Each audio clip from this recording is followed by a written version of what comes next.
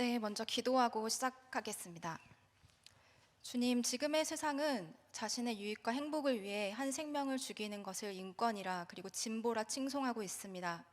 주님, 이 악한 세상 가운데 저희를 이곳으로 분별하여 세워주셨으니 주님께서 명하신 바를 저희가 배우고 깨닫게 하시어서 한 생명을 천하보다 귀하게 여기시는 하나님의 긍휼하신 마음을 저희도 품게 하소서.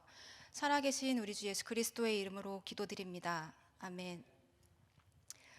네, 오늘 이 자리를 통해서 전국에 계신 여러분들 만나뵐 수 있게 돼서 기쁘고 영광으로 생각합니다. 저는 지금 성산생명윤리연구소에서 스탠드 폴 라이프라는 프로라이프 온라인 교육 과정을 운영하고 있는데요. 그 과정을 운영하면서 제가 이제 경험했던 것 그리고 연구했던 것들을 오늘 나누고자 합니다. 다음의 순서로 말씀을 드릴 거고요. 일단 본격적으로 시작하기에 앞서서 몇 가지 단어를 살펴보고 시작하겠습니다. 여러분들 생명이라는 단어를 정의해 보라고 하면 쉽게 머리에 정리가 되시나요? 네이버의 어학사전에서 생명이라는 단어를 검색해 보면은 사람이 살아서 숨쉬고 활동할 수 있게 하는 힘, 그리고 여자의 자궁 속에 자리 잡아 앞으로 사람으로 태어날 존재라고 명하고 있는데요. 이 국어사전에는 엄마 뱃속에 있는 태아가 생명임을 정확하게 명시하고 있습니다.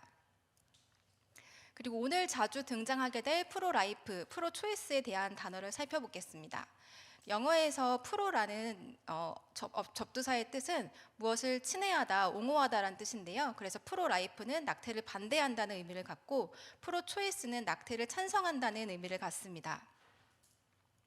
성경에 보면은 어린 생명들이 순환을 겪었던 여러 가지 시대적 배경이 나오고 있습니다.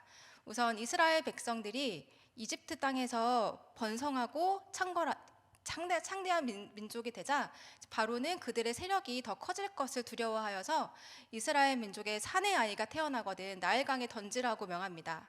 아마 이 시기에 엄청난 많은 아이들이 죽었을 것이라 생각이 됩니다.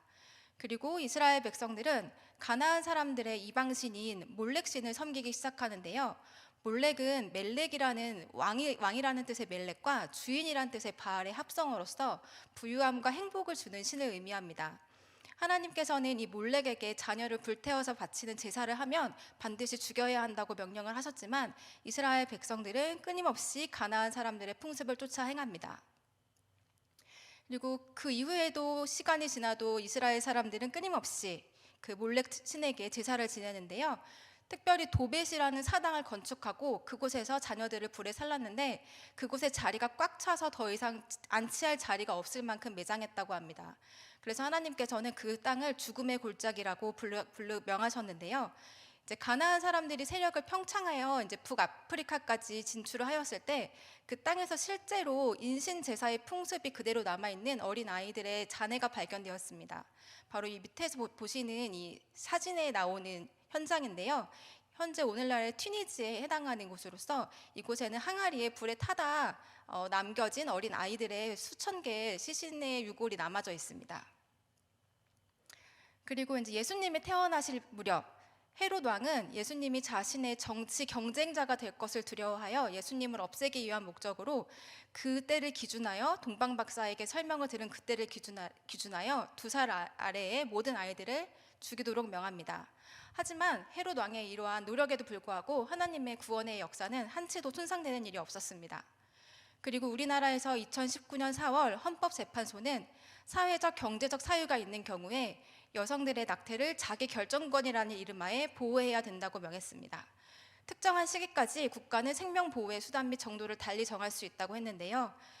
굉장히 유식하고 그럴듯한 말로 포장하고 있긴 하지만 이스라엘 백성들이 했던 것 같이 자신의 행복과 유익을 위해 뱃속의 아기를 희생시키는 것은 크게 다를 바 없어 보입니다.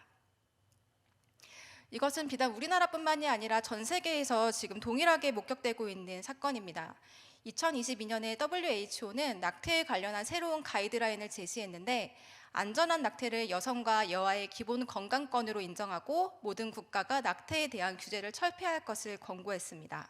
사실상 전체 임신 주기 동안에 모든 낙태를 합법화할 것을 권고하는 내용이었는데요. 이제 우리나라의 국가인권윤리위원회 홈페이지에 들어가 보면 이 WHO의 가이드라인을 굉장히 자세하게 소개하면서 여아와 여성을 보호하기 위해서는 낙태에 대한 모든 규제를 철폐하고 언제든지 원하면 낙태를 허용해 주어야 한다고 자세하게 소개를 하고 있습니다. 2020년도 WHO 통계를 보면 낙태로 사망한 아이들의 건수는 4,260만 명입니다. 우리나라 국민 수가 5,100만 명이 넘는다는 것을 고려해 보면은 한 나라의 인구에 해당하는 아기들이 한 해 동안에 희생을 당하고 있다는 것을 볼 수가 있고, 우리가 가장 무서워하는 병인 암으로 인한 사망보다 그 사망률이 숫자적으로 비교하면 5배 이상에 해당합니다. 그럼 지금부터는 미국에서 있었던 몇 가지 사건들을 말씀드려 보겠습니다. 미국은 우리나라와 달리 이제 가족계획협회라는 곳에서 대부분의 낙태와 관련된 일을 진행을 하는데요. 우리나라에서는 개별 산부인과 의원에서 은밀하게 낙태화가 진행되는 것과 달리 미국에서는 국가의 일정 금액의 지원금을 갖고 가족계획협회에서 여성의 건강을 보호한다는 목적으로 낙태가 진행이 되고 있습니다. 매일 2,300명 정도의 아기들이 미국에서 낙태로 희생을 당하고 있다고 합니다. 이 가족계획협회를 처음 설립한 이 마가렛 생어라는 분은 이제 간호사이자 우생학 신봉학자입니다. 그분은 노예나 라틴계, 히브리인 이민자들은 인간 잡초라고 칭하며 이런 열등한 종족을 사회에서 제거하는 것이 국가를 발전시키는 일이라고 믿었습니다. 이분은 또한 모던 페미니즘의 선구자로서 이제 대목격의 역할을 맡고 계신 분인데요. 이제 이분은 이제 열등한 부모에서 태어난 아이들은 결국 국가의 짐이 될 것이기 때문에 이제 이로 인한 국가의 손실을 줄이기 위해서 이런 아이들은 애초에 태어나게 해서는 안 된다라는 목적으로 1937년에 미국 정부 최초의 산하 제한 프로그램인 니그로 프로젝트를 진행합니다.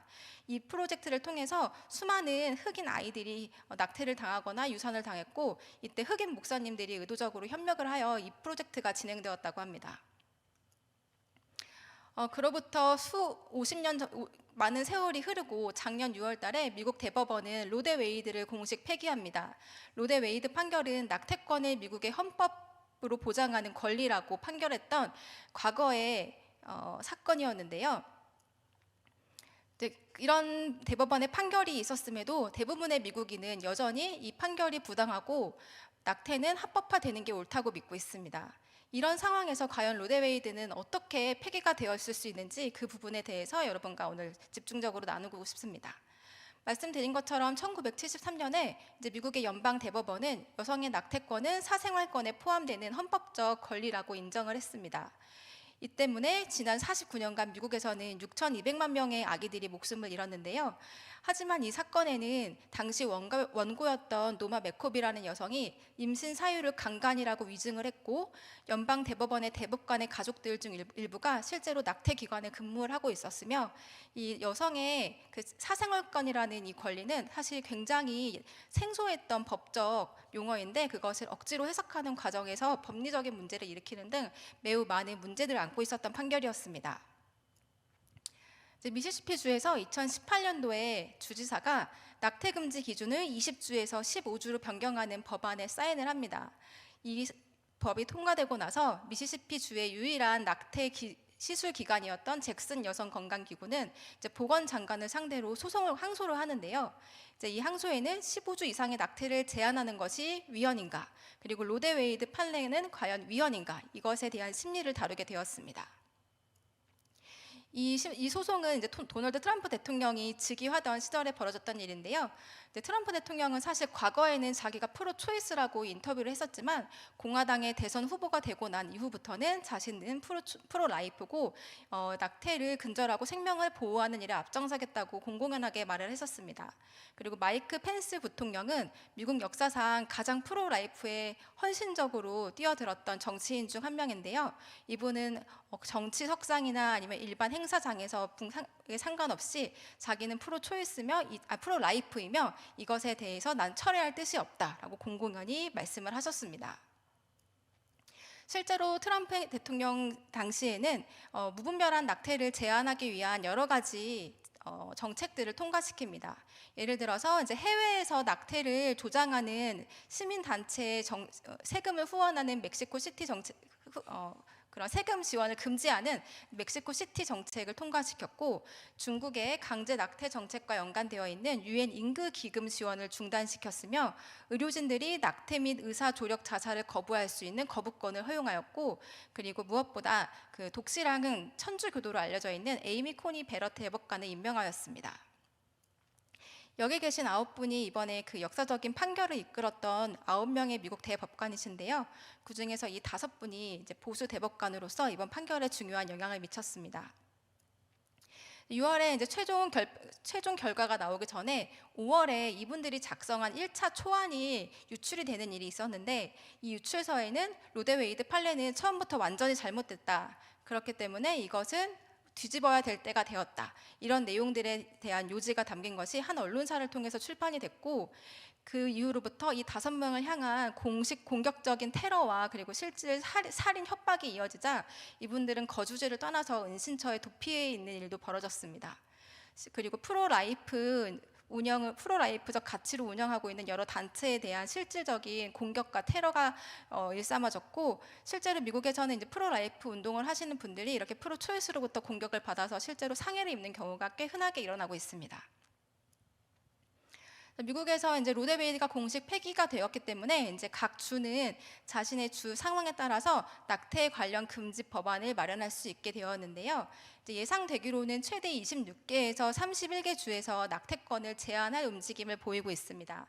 미국은 주마다 법이 다르기 때문에 이제 낙태를 제한하는 데 있어서 가장 크게 차이가 나는 것은 어느 시기부터 낙태를 제한할 것인가 하는 그 시기에 따른 차이가 있는데요. 자세하게 살펴보면 안타깝게도 대부분의 주에서 낙태를 제한하고자 하지만 12주 이상일 경우에만 제한을 허용하고 있어서 실질적으로 모든 낙태는 12주 미만에서 진행된다는 것을 고려해 봤을 때 이 법안들이 통과됐다고 해서 과연 얼마나 많은 생명이 이 법만으로 지켜질 수 있는지에 대해서는 조금 더 주의 깊게 살펴봐야 될 것 같습니다. 바이든 대통령은 이 대법원의 판결에 대해서 이것은 대법원의 비극적 과오이다. 우리 행정부는 여성의 권리와 건강을 보호하기 위해서 앞으로 최선을 다할 것이다 라고 밝혔는데요. 이제 카말라 해리스 부통령은 임신 후기 낙태까지를 지지하는 굉장히 극단적인 낙태 옹호론자이고요. 그리고 이제 미국에서는 이제 낙태 과정 중에 의도치 않게 살아서 태어난 아기들을 적정한 의료 서비스를 제공함으로써 이 아이들에게 생명권을 부여해야 된다는 낙태 생존화 보호법을 두고 민주당과 공화당의 치열한 공방이 지속되고 있는데, 이제 공화당에서는 낙태 생존화 보호법을 이제 연방법으로 통과시키기 위해 노력하고 있는 반면, 민주당에서는 그것이 연방법이 통과되지 않게 하기 위해서 굉장히 사력을 다하고 있습니다. 실제로 그래서 뉴욕과 같이 굉장히 진보적이고 민주당이 우세인 곳에서는 이제 아기가 낙태 시술 중에 살아서 태어난 경우 그냥 방치해둬서 이 살아있는 아기가 스스로 죽을 때까지 기다리고 있는 게 현재 미국에서 일어나고 있는 일입니다. 이 대법원의 판결 이후로 여러분이 잘 아시는 아마존, 마이크로소프트, 우버, 애플, 리바이스 같은 미국의 대기업들은 자기의 직원이 해당 주에서 낙태를 받지 못해서 다른 주로 원정을 할 경우에는 이동 경비를 지원하겠다고 약속을 하고 있는데요. 스타벅스 같은 경우는 직원뿐만이 아니라 부양 가족에게까지도 이것을 복지의 이름으로 제공하겠다고 약속을 했습니다. 이건 작년에 있었던 일인데요. 이제 캘리포니아의 게빈 뉴섬 주지사가 이제 낙태를 자유롭게 할 수 없는 주에 살고 있는 여성들이 캘리포니아에 오면 우리가 낙태 서비스를 제공해 주겠다라는 광고를 걸면서 거기 성경 말씀을 인용했습니다. 바로 마가복음에 내 이웃을 사랑하는 것이 제1가는 계명이다. 그렇기 때문에 낙태를 필요하는 여성들이 우리 주에 오시면 우리는 여러분에게 그 사랑을 제공하겠습니다 라고 공식적인 주 정부 차원의 광고를 내건 것인데요. 이 광고를 보고 이제 같은 캘리포니아의 그 그레이스 커뮤니티 처치를 운영하고 계시는 존 메가더 목사님이 공개 서한을 보내서 이 성경 말씀을 인용한 것은 살인 캠페인의 사악함과 함께 신성 모독의 죄를 저지른 것이라며 주민들을 상대로 공개적으로 회개할 것을 촉구하였지만 그 이후로는 더 회신은 없었습니다. 그리고 이제 그 다음으로 살펴볼 것은 이제 약물 낙태에 대한 것입니다. 이제 미국에서는 이제 대법원의 판결이 있고 난 이후부터 이 낙태약에 관련해서 치열한 소송이 오가고 있습니다. 이 낙태약은 그 낙태 시술과 달리 여성이 어떤 방법을 통해서 약을 입수하기만 하면은 아무도 모르게 약을 스스로 복용함으로써 낙태를 시킬 수 있기 때문에 노출의 위험을 줄일 수 있다는 장점 아닌 장점을 갖고 있는데요. 그렇기 때문에 낙태를 반대하는 사람들은 낙태를 제한하는 주에서는 이 약을 더 이상 허용해서는 안 된다라는 입장을 가지고 있고, 반면에 낙태를 찬성하거나 이 낙태약을 만드는 제약회사의 경우에는 마지막 낙태의 권리를 지키기 위한 최후의 보루가 바로 낙태약이다, 이런 접근권을 지키기 위해서 맞불 소송을 진행을 하고 있습니다. 실제로 미국에서는 2000년도에 이제 처음 낙태약이 허용이 되고 나서부터 현재에 이르기까지 그 낙태가 진행되는 비율이 꾸준하게 증가하고 있어서 현재는 50% 이상의 낙태가 낙태약을 통해서 이루어진다고 합니다. 바이든 행정부는 올해 1월에 낙태권을 보장하겠다는 방침으로 FDA를 통해서 이 낙태약의 판매 규제를 완화했는데요. 원래 기존에는 병원에서 의사에게 직접 처방을 받거나 통신약국을 통해서 이 약을 구입할 수 있었는데, 원격 진료를 통해서 약을 처방을 받거나 아니면 일반 약국에서도, 소매 약국에서도 이 약을 손쉽게 구입할 수 있도록 FDA가 허용을 했습니다. 대표적으로 이제 텍사스와 워싱턴에서 이제 치열한 공방이 오갔는데요. 이제 텍사스에서는 낙태를 반대하는 의사 단체들이 이 낙태약을 승인을 철회해달라는 소송을 걸어서 텍사스의 연방 법원에서는 승인 취소를 결정을 내린 반면, 같은 날 워싱턴 주에서는 이 약을 계속 사용해다 단다는 승인 유지 결정을 내렸습니다. 현재 그 텍사스 주 연방 법원의 결정은 대법원이 판결 효력을 일시 중지한 상태이고, 향후에 이제 이것이 대법원에서 어떤 판결을 내릴지에 따라서 미국에서 낙태약을 얼마나 자유롭게 쉽게 구입할 수 있는지 관건이 될 것 같습니다. 레베카 곰퍼츠라는 여성은 네덜란드 국적의 여성분이신데요. 네덜란드는 낙태를 전면적으로 합법화하는 나라입니다. 이분은 그래서 1998년에 그 파도 위의 여성들이라는 단체를 설립하는데요. 이 단체는 어떤 곳이냐면은 이제 우리 바다 해역 중에 공해가 있습니다. 이제 그 어느 나라의 국가에도 속하지 않는 공해가 있는데, 이 공해상에 떠 있는 선박은 그 선박이 소속된 국가의 법률의 지배를 받는다는 국제법의 내용을 기반해서 공해상의 배를 띄우고 낙태약을 여성들에게 처방해 주는 일을 하고 있습니다. 이분은 이제 미국의 그런 판결이 있기 전부터 앞으로 미국의 여성들이 낙태약을 구하기 어려울 경우에는 언제든지 우리가 그분들을 위해서 낙태약을 보내주겠다라고 약속을 했고요. 여성의 권리가 제한되면 사망과 질병률이 올라간다. 그리고 안전하고 존엄한 임신은 여성의 권리라고 이렇게 말씀을 하고 있습니다. 그래서 낙태가 살인이 아니라 여성 건강을 증진시키기 위한 굉장히 고무적이고 훌륭한 일인 것처럼 포장해서 말을 하고 있습니다.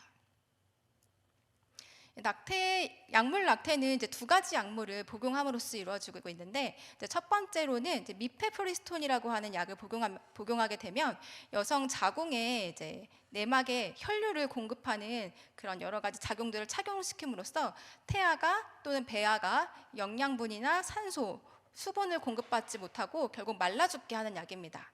그리고 이제 이 약을 먹은 후 한 24시간에서 36시간 뒤에 미소프로스톨이라는 약을 이제 추가로 복용을 하게 되는데요. 이 약은 자궁 내막과 함께 죽은 태아를 이제 자궁 밖으로 배출시키는 약입니다.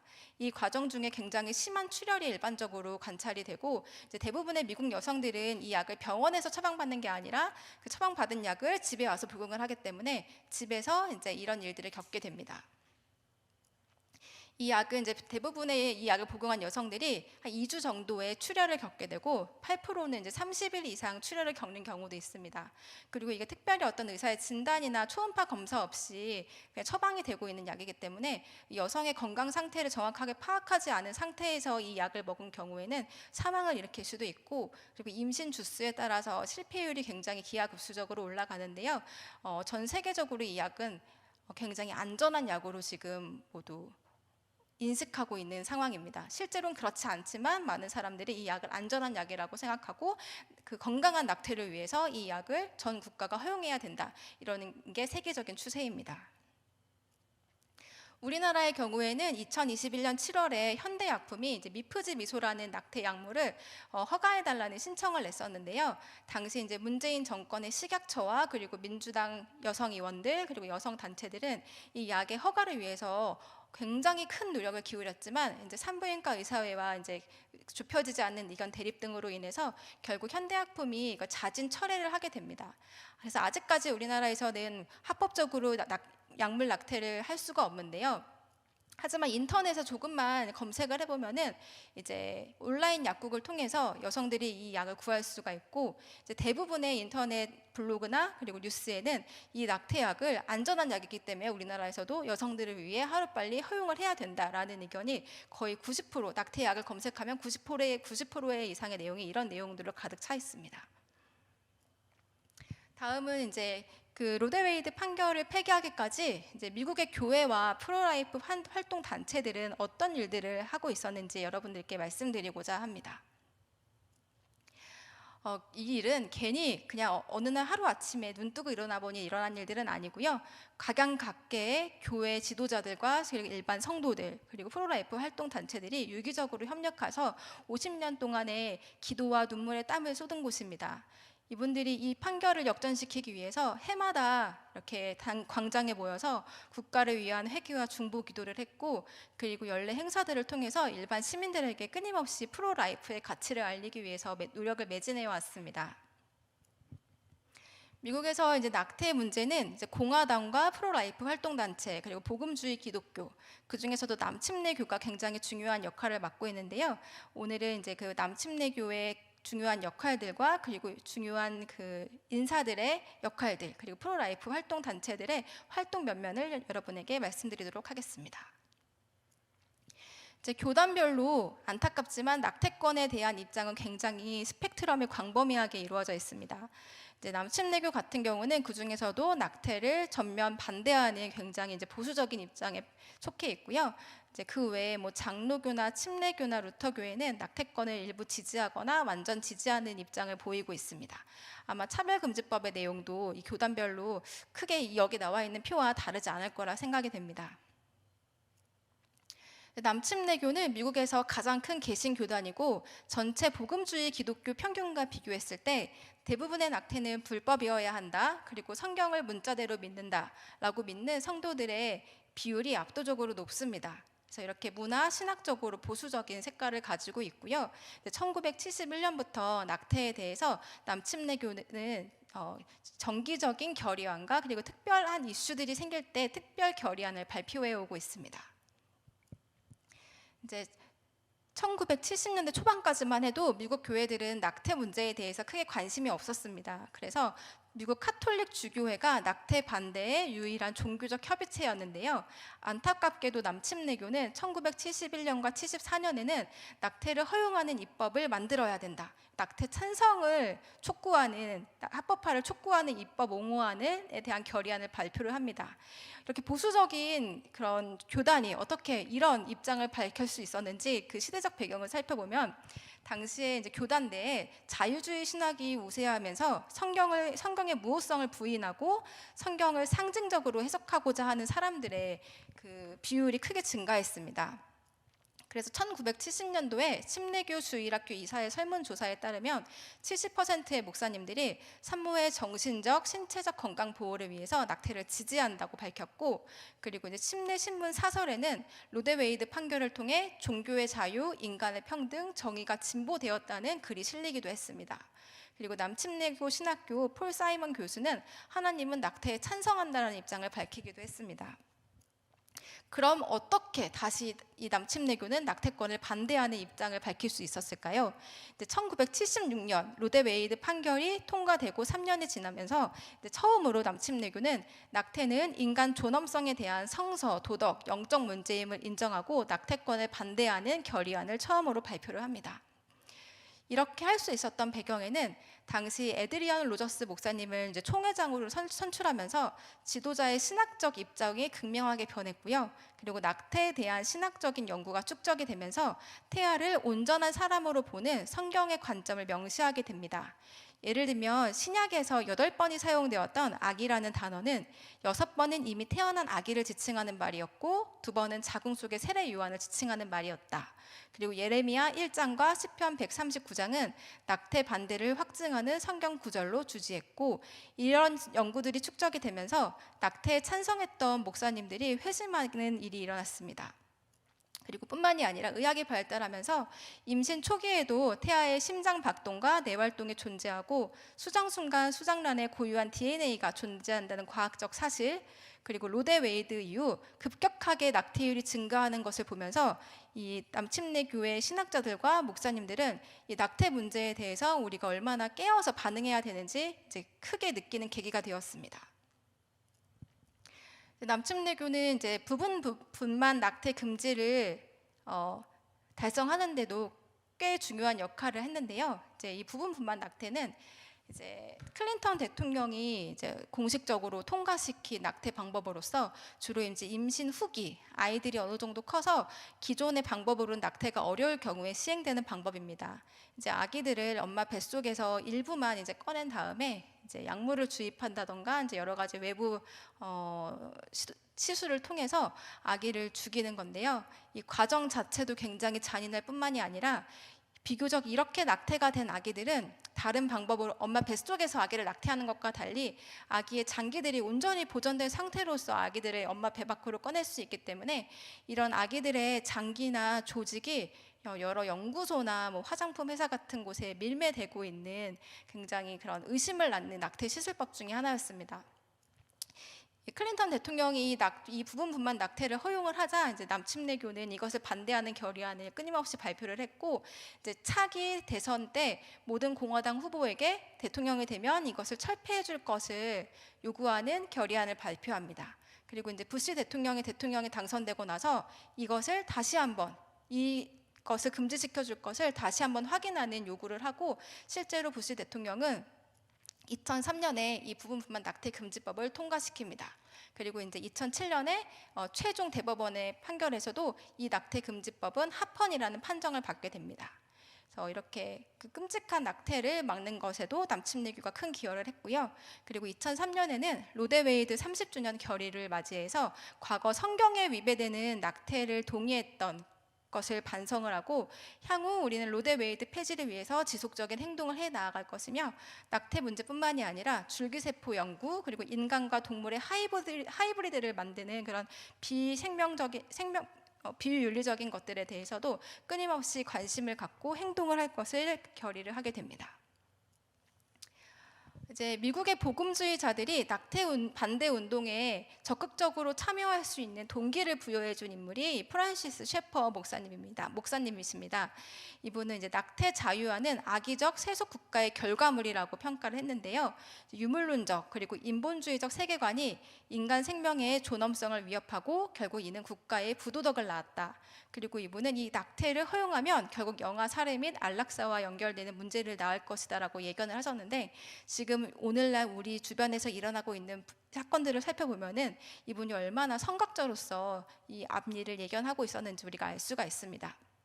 그래서 이분은 이것을 해결하기 위해서 우리 크리스천은 가정의 가치를 회복해야 되고, 그리고 유물론적 세계관이 정부와 법을 도구로 자신의 목적을 달성하려고 할 때는 우린 시민 불복종 같은 적극적 행동을 통해서 대응해야 된다.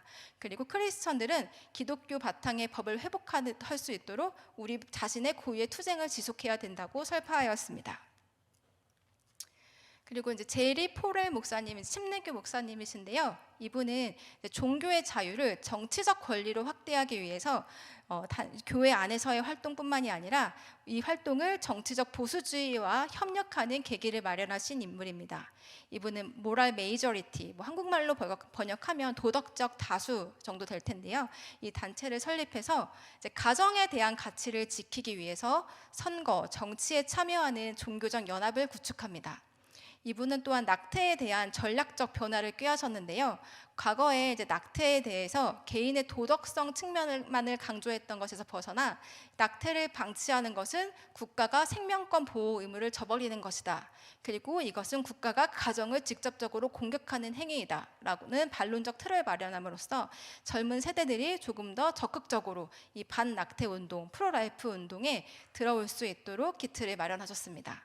그래서 이분은 실질적으로 이제 지미 카터 후보가 이제 기독교 학교의 면세를 철폐하고 그리고 이스라엘, 이집트 간 캠프 데이빗 협정을 중재했던 것을 비성경적으로 봄으로써 이제 지미 카터에 대한 지지를 철회하고 레이건 대통령이 당선될 수 있도록 결정적인 역할을 하기도 했습니다.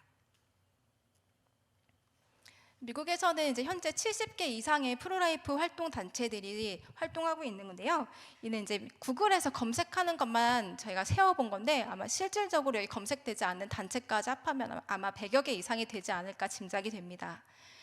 이제 2019년에 이제 미국의 프로라이프 임신센터의 활약을 살펴보면 약 200만 명에게 교육과 서비스, 진료를 제공했고 이제 6만 9천 명의 직원이 있는데 그 중에 3,800명은 면허를 소지한 의료인이어서 이 미국 프로라이프 임신센터가 얼마나 체계적으로 운영되고 있는지 알 수 있습니다. 실질적으로 미국에서는 이 낙태 클리닉보다 임신 클리닉의 수가 3배 정도 많다고 하는데요. 이런 것에 위기를 느낀 일부 민주당 텃밭인 주에서는 예를 들면 일리노이주 같은 경우는 이런 반낙태 활동을 하는 임신센터의 상담가들을 처벌하도록 한 그 법을 통과시켰는데 바로 며칠 전에 이제 대법원에서 이게 위헌이라는 판결이 나왔었습니다. 끊임없이 미국에서는 이 프로라이프와 프로초이스가 단순히 교회 안에서 그리고 이제 사회적으로 갈등을 일으키는 것이 아니라 법적 소송도 오가는 치열한 문화 전쟁터입니다. 첫 번째로 소개시켜드릴 이제 프로라이프 활동 단체는 Students for Life라는 학생들의 주도하는 단체인데요. 이제 앞에 사진을 보시면 한 여학생이 이제 Black Freeborn Lives Matter라는 이제 피켓을 들고 있습니다. 이 프리본을 뺀 Black Lives Matter는 워낙 미국에서 이제 인종 차별에 항의하는 시위에 꽤나 자주 쓰이는 그런 슬로건 중에 하나인데요. 사실 이제 다민족 국가인 미국에서 가장 많은 낙태를 하고 있는 인종이 흑인이라는 것에 기반을 해서 이제 흑인의 생명은 중요하지만 태어나지 않은 흑인 태아의 생명도 중요하다. 이런 의미로서 이런 피켓을 들고 학생들이 시위를 하는 거고 이제 그 밑에 사진은 학생들이 이런 시위를 하던 도중에 이제 경찰들한테 이제 연행되어가는 모습입니다. 이 단체는 1988년도에 이제 설립이 되었고요. 이제 현재까지 10만 명 이상의 학생들이 이곳을 통해서 훈련을 받았습니다. 이제 45명 이상의 이제 풀타임 직원들이 이제 학생들을 지역에 따라서 직접적으로 지도를 하고 있고, 이제 뿐만이 아니라 의과대학생 협회와 법대생 협회를 두어서 이 학생들이 향후 사회에서 전문인으로서 이제 일하게 되기 전에 프로라이프 정신과 기독교 사랑을 바탕으로 이 친구들이 전문가로 성장할 수 있도록 돕고 있습니다. 그리고 이제 기존의 많은 기독교 프로라이프 단체들이 이제 미혼 상태에서 임신을 한 학생들에게 어떤 경제적 물질적 지원을 하지 않았었는데 이 단체에서는 이제 처음으로 기독교 단체임에도 불구하고 이 미혼 상태에 있는 학생들에게 지원을 시작하였습니다. 이거는 이제 2017년도에 이 단체 학생들이 이제 미국의 국회의사당에서 이제 가족계획협회에 대한 세금 지원을 중단하라고 20만 개 정도 되는 아기 양말을 이제 전시했던 행사였고요. 그리고 이제 미국에서는 이제 뭐 좋은 대학, 뭐 중위권 대학, 어떤 대학 다 상관없이 뭐 하버드, 예일, 뭐 브라운 대학, 이제 모든 대학에서 1년에 한 번씩 성주간 행사를 개최를 합니다. 여기 영어로 써 있는 단어를 자세히 살펴보시면 굉장히 입에 올리기도 어려울 외설스럽고 문란한 단어들이 많은데 이런 것들을 학술적 세미나 그리고 이제 축제라는 이름으로 표명을 해서 거의 모든 대학에서 이 행사를 치르고 있습니다. 그래서 이 기간 때 이 Students for Life의 학생들은 맞불 행사를 하는데요. 바로 건전한 성윤리를 확립하고 그리고 이제 프로 라이프 의식을 고취시킬 수 있는 다양한 이벤트를 마련함으로써 정기적으로 저들의 행사에 대항하고 있습니다. 그리고 이제 라이브 액션, 헤리티지 재단, 얼라이언스 디펜딩 프리덤 같은 미국의 보수 단체들과 연합해서 1년에 한 번씩 전국 프로라이프 회담을 개최하는데요. 이 회담에서는 전국의 모든 보수주의자들 그리고 프로라이프 지원자들이 한 자리에 모여서 지난 한 해 동안의 성과들을 평가하고, 그리고 향후 그 다음에 우리가 진행해야 될 프로젝트에 대해서 논의하는 굉장히 심도 깊고 의미 있는 행사입니다. 이 행사에 인기 강사로 초대되는 분이 몇 분 계신데요. 그 중에 한 분이 바로 마이크 펜스 부통령입니다. 이분의 딸인 샬럿 펜스도 이제 프로라이프 활동가, 전임 활동가로서 활동을 하고 있는데, 이 부녀지간이 이 프로라이프 운동에서 굉장히 큰 축을 담당하고 있습니다. 다음 소개시켜드릴 단체는 SBA 리스트라는 곳입니다. 저 SBA는 수잔 비 앤선이라는 19세기 여성 인권 운동가이자 여성 참정권론자였던 여성을 기리기 위해서 이 단체의 이름을 SBA 리스트라고 만들었는데요. 우리가 생각했던 것과 달리 초기의 페미니즘, 초기 여성 인권 운동가들은 낙태에 반대했다고 합니다. 그래서 이 단체의 설립자인 레이첼 맥리언은 이제 그런 여성분들에게 정신을 기리고자 이 단체를 만들었고요. 이 단체를 설립할 당시에 이제 IBM의 상속녀였던 엘렌 말콤이 낙태권을 찬성하는 민주당 여성 후보를 지지하는 에밀리 리스터를 만들었었고, 그리고 이제 낙태권을 옹호하는 공화당원을 지지하는 단체인 위시리스트가 있었는데, 낙태를 반대하는 그 정치인들을 지지하는 단체가 없다는 것을 착안해서 바로 정당과 무관하게 낙태를 반대하는 여성 정치인들을 지지하기 위해서 이 단체를 설립합니다. 현재는 여성뿐만이 아니라 남성도 지원을 하고요. 단순히 그냥 입으로 나는 낙태를 반대합니다 라고 하는 것이 아니라 실질적으로 이분이 어떤 정치적 활동을 하고 있는지, 그리고 이분이 경선에서 승리할 수 있는 가능성이 있는지 여러 요건들을 평가해서 이 단체가 지지하는 정치인들을 매년 발표를 하고 있습니다. 굉장히 다양한 활동을 하고 있는데요. 예를 들면 2011년도에는 공화당 대선 후보에게 낙태를 반대하는 대법관을 임명할 것, 그리고 낙태의 세금 사용을 금지할 것, 20주 이상 낙태 금지 법안을 수호한다는 서약을 요청을 하는데, 이 11명의 후보자들 중에서 8명이 서명을 했었습니다. 그리고 이제 2018년도에는 대통령 자격으로는 최초로 트럼프 대통령이 이 SBA 리스트의 연례 행사에 참여해서 연설을 했고요. 그리고 2018년도에는 낙태권을 옹호한 공화당원 대신 낙태권을 반대하는 민주당원을 지원하기도 했습니다. 이 단체에서는 이제 상원과 하원 의원들을 각각 평가 항목에 따라서 실질적으로 점수를 매기고 성적표를 만드는데요.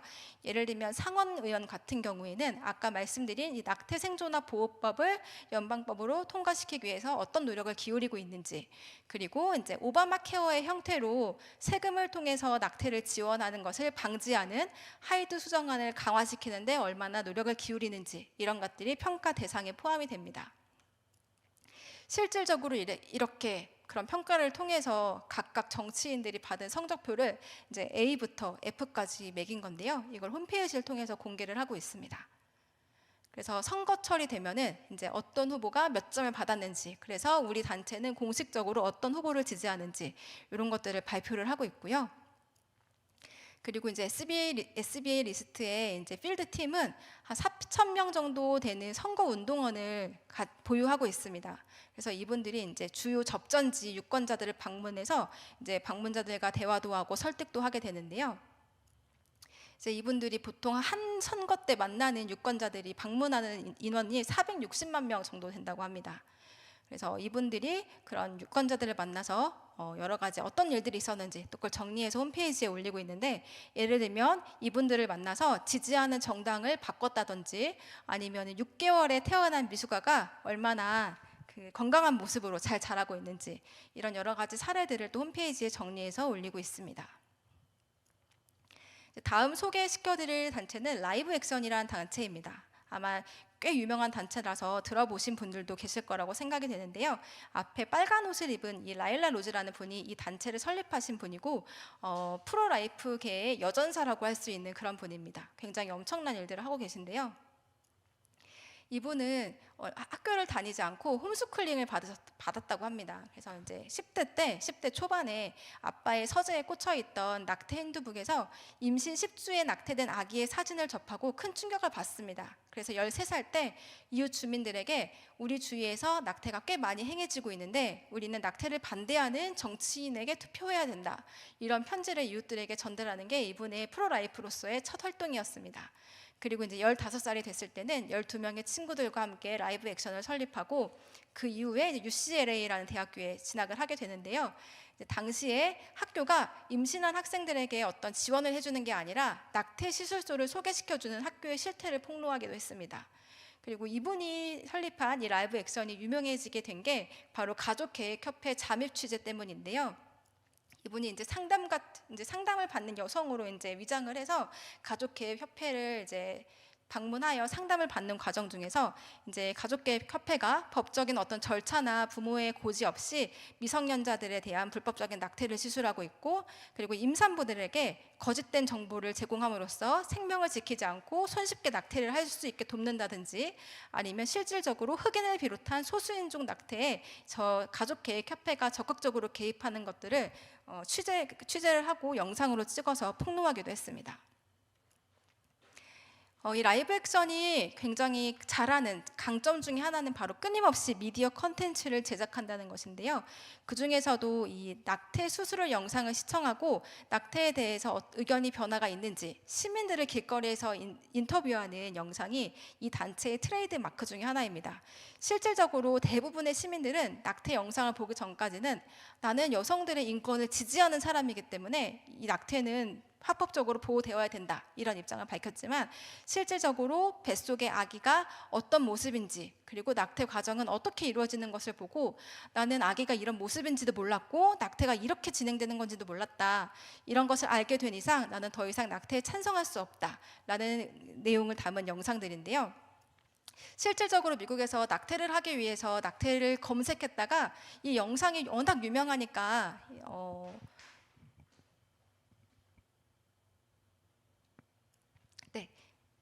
이 영상이 워낙 유명하니까 이제 낙태를 하기 위해서 낙태라는 단어를 검색했던 여성분들이 이 영상을 의도치 않게 보고 나서 낙태를 포기하고 생명을 선택했던 사례들이 많이 있다고 알려져 있습니다. 그리고 사례 발굴 영상들을 만들고 있는데요. 낙태 생존자 클레어의 고백은 쌍둥이 낙태 시도 중에 홀로 생존을 해서 입양을 가고 건강한 기독교 가정에서 성장한 이야기를 담고 있고, 그리고 이제 낙태약을 실질적으로 복용했던 여성들이 어떤 과정을 통해서 아기를 잃었는지, 그리고 또 어떤 분은 이 낙태약을 먹고 중간에 마음이 바뀌어서 낙태약의 효과를 없애는 다른 약을 먹고 결국 생명을 선택했던 이러한 사례들을 발굴해서 실질적으로 당사자의 입으로 그 이야기를 진솔하게 전해주고 있는데요. 이러한 사례 발굴 영상은 단순히 우리가 교육적인 목적으로 만드는 영상보다 우리들의 마음을 더 깊게 감동을 주고 영향력을 미칠 수 있는 좋은 방편이라고 생각이 됩니다. 그리고 이제 굉장히 민감한 이슈들, 예를 들면 태아는 사람인지 아닌지, 강간당했을 경우에는 어떻게 해야 되는지, 아기가 치명적인 장애나 질환이 있을 때는 어떻게 해야 되는지, 선뜻 대답하기 어려운 이런 이슈들에 대해서 명확하게 우리는 어떤 입장을 가져야 되는지 프로라이프 변론 변증 파트를 통해서 우리들에게 이제 공부할 수 있는 영상들을 제공해주고 있습니다.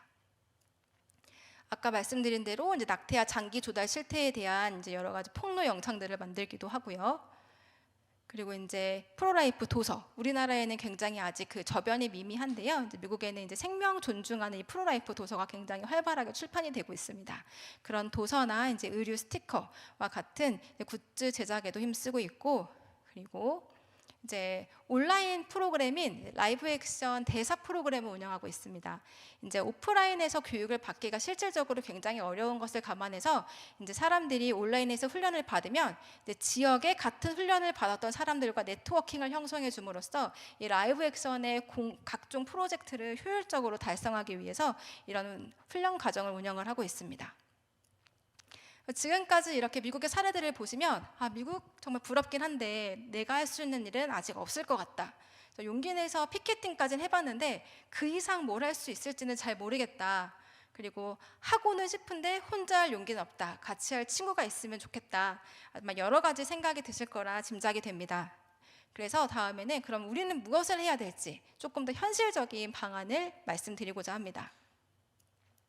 저희 성산에서는 이제 스탠드 포 라이프라는 그 온라인 교육 프로그램을 운영하고 있는데요.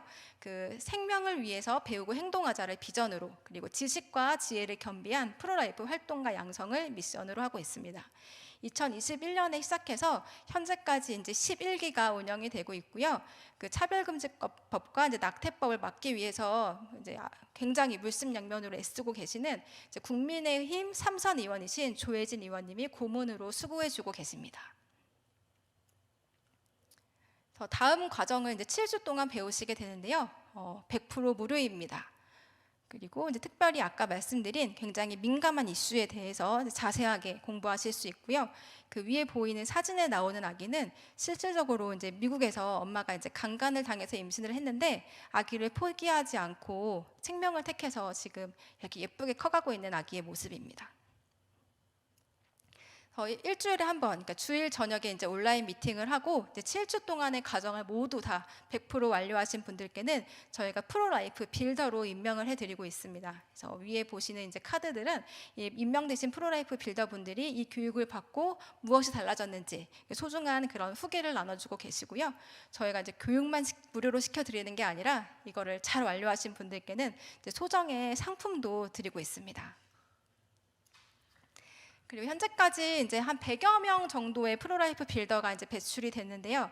안타깝게도 이제 성비 불균형이 매우 심합니다. 여성분들이 거의 4배 이상 되고 계셔서 남성분들이 조금 더 분발을 하셔야 되지 않을까 싶고, 연령별은 이제 20대와 50대까지 이제 고루 분포가 되어 있고, 그리고 이제 지역별로는 이제 서울과 수도권이 아직은 가장 많고요. 그 외에 이제 충청과 부산, 울산 쪽에서도 많은 분들이 관심을 갖고 참여해주고 계십니다.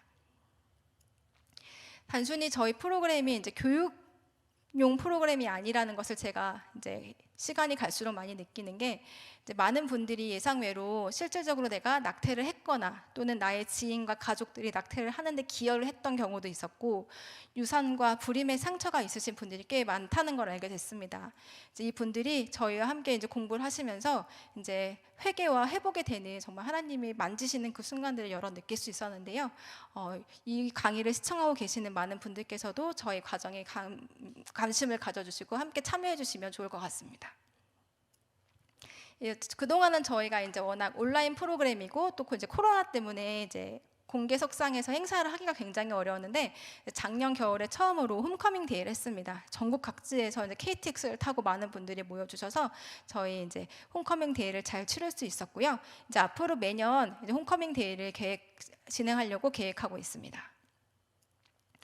그럼 프로라이프 빌더로 임명되신 분들은 그럼 이제 어떤 활동을 하는지 보시면, 저희가 이제 저희 과정을 이수하시는 동안에 여러 가지 숙제를 내드려요. 이제 그 중에 하나가 이제 글쓰기가 있거든요. 그때 쓰셨던 글들을 이제 여러 언론 기관이나 그리고 이제 월간지 등에 출판할 수 있도록 도와드립니다. 그래서 어떤 분들은 이렇게 실질적으로 책을 출판하신 분들도 있었고요. 그리고 저희와 함께 공부하셨던 내용을 바탕으로 이제 학교나 그 교회의 이제 선생님으로 나아가서 이것들을 강의에 활용하시기도 했고, 그리고 이제 거제에 계시는 한 프로라이프 빌더님께서는 이제 초등학생 아들의 친구를 집에 초청해서 저희가 이제 제공했던 자료와 이런 것들을 잘 정리해서 아이들에게 생명 교육을 시키고, 그리고 직접 만든 저 프로라이프 티를 또 선물로 나눠주고, 그런 일들을 지속해 오고 계십니다. 사실 생각해보면 배운 것을 어떻게 응용하는지는 굉장히 무궁무진할 것 같아요. 그래서 한번 배워보시면 여러분들도 많은 생각을 갖게 되실 겁니다. 그리고 이제 40일 기도 캠페인을 비롯한 여러 가지 이제 거리 피켓팅 활동에도 참여를 하고 계시고, 이건 이제 저희가 만든 생명 카드인데요. 사실 저희가 열심히 공부했는데 하루 이틀 지나면 잘 기억이 안 나는 게 현실입니다. 그래서 저희가 이 생명 카드를 명함 사이즈로 제작을 해서 지갑이나 핸드폰에 끼고 다니면서 이것들이 필요할 때 바로바로 이제 꺼내서 나도 보고, 그리고 다른 이웃들에게도 보여줄 수 있도록 이런 교재들을 지금 계속 만들고 있고요. 그리고 성산에서는 이제 지난 대선 때부터 이제 후보자 대상으로 생명 존중 인식도를 조사하고 있습니다.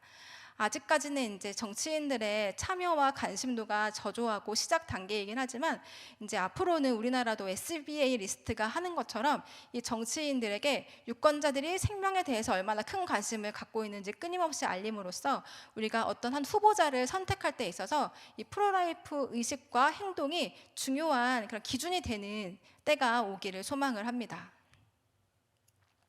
그래서 프로라이프 운동은 단순히 낙태를 반대하는 운동일까요? 아닙니다.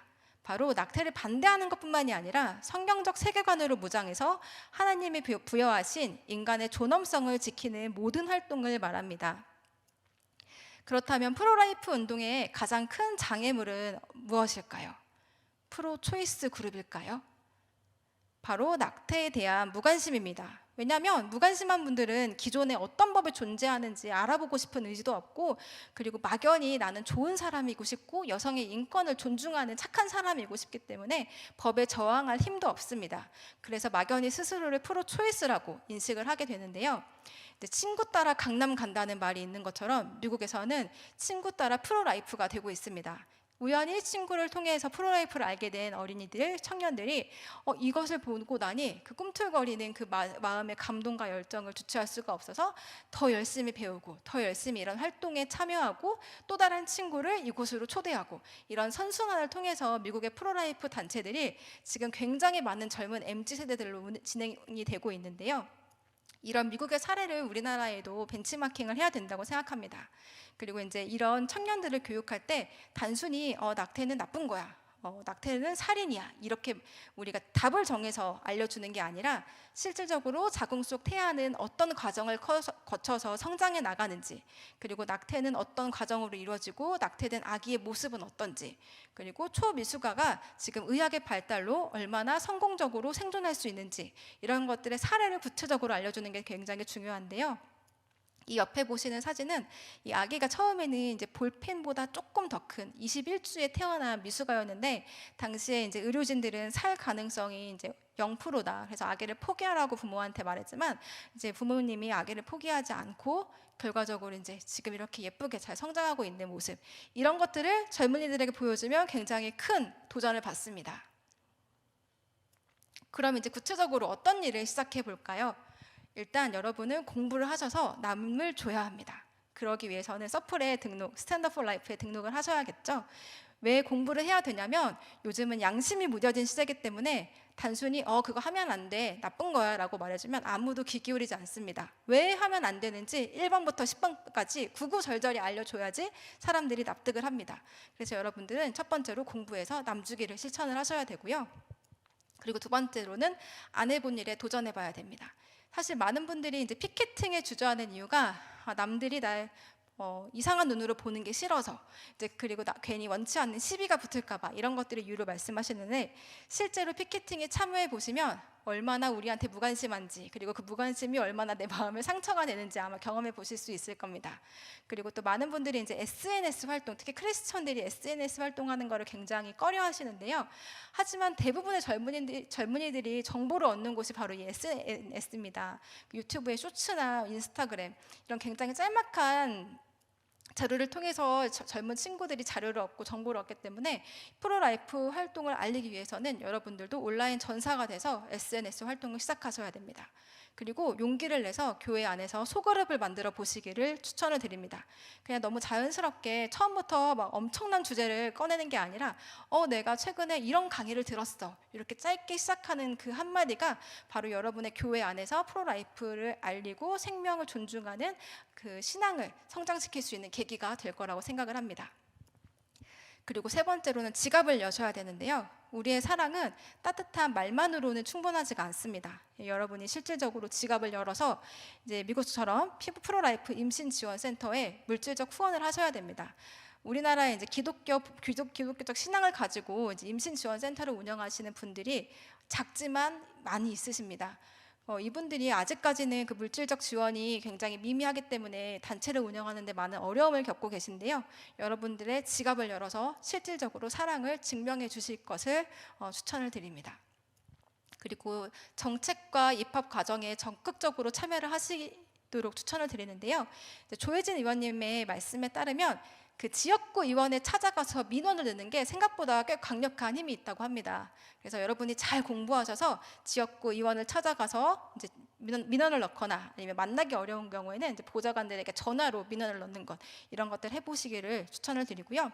그리고 이제 마지막으로 생명윤리는 성윤리와는 뗄래야 뗄 수 없는 관계에 있기 때문에 여러분은 헌신과 사랑에 기반한 성윤리를 확실하게 확립을 하셔야 합니다.